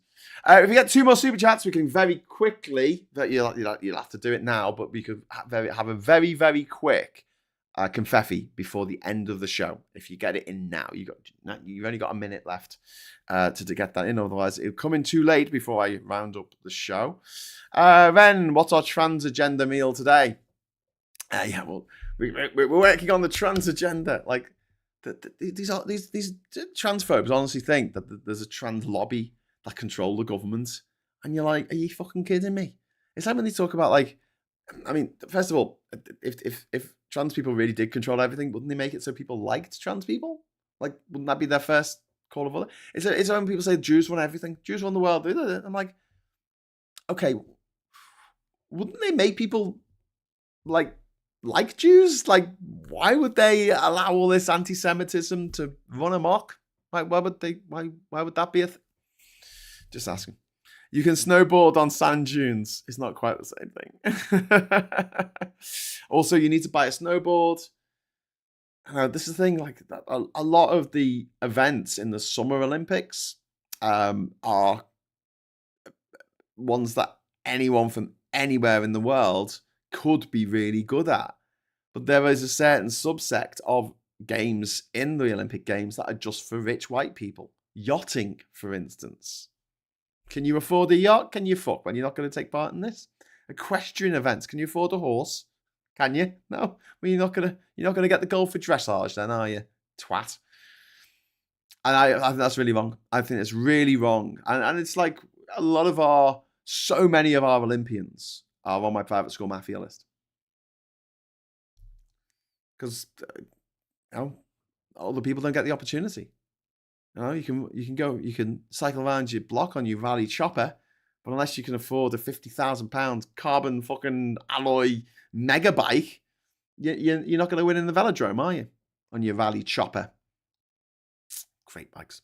Right, I'm going to make a brew and crack on with my little order management system project. That sounds good. Ooh, my Puss in Boots style boots are out on delivery. Cool. I've just read a David Brin thing. It seems Russian Parliament is calling for pulling out of Ukraine. That'll be good. 60% of British athletes at the Summer Olympics in Paris went to private school. There's the start. So yeah. I don't know how you fix this unless you bring all, because it's not even like if you could somehow bring all countries up to the same level of GDP per capita, for instance, would it make that much of a difference? Because this is elite sports that are, and some of the categories, some of the events are just for the elites. No one else gets a word in. Just saying. Oh, Saz, £2 super chat. Okay, we're 1 minute past 11. We should really be going over to Reagan Elite's channel now. But if we just get one more super chat, we can, ladies and gentlemen, we can do this together. We can make the confetti cannon go off, and we'll make Diz very, very happy. Then I'll go away. Okay. So while we're hoping for one more super chat before we say ta-ra, I'll be back at 1 o'clock. Phil Morehouse will. It might be a bit of a spicy one at 1 o'clock today, based on chats with Phil this week so far. So please join in for that. We'll be talking about the fallout from Mandelson and Labour's incompetence and whether they should have put Mandelson in that position in the first place, which I don't think they should have done. We'll have it out. Saz has put the extra £2 in, which means that I can do this. 1, 2, 3, confetti! Woo! We did it. Thank you, everyone. Very, very kind of you. Absolutely awesome. We got our confetti. Okay, so 1 o'clock today, and then at 9:30, please join us for the Friday night social. Hopefully it's going to be Scott, it's going to be Mike, Hannah James might put in an appearance. I tried to get Femi, but he's on holiday. Well, we'll see what we can do. Maybe we'll have some fresh faces in there tonight. I don't know. But please join us for that. It should be awesome and epic, and will allow us to wind down after the end of another crazy week. And then Martin says, let us go, Graham. Thank you very much for the super chat, Martin. I'll let you go now. So thank you very much for watching. Please give the like button a lick on the way out or while you're watching the credits. And if you keep watching the channel, you'll be automatically taken over to Reagan Elite's channel for Reagan's show this morning. And say hello from me, okay? When you go over there, that'll be great. And until next time, hello, good evening, welcome, and goodbye.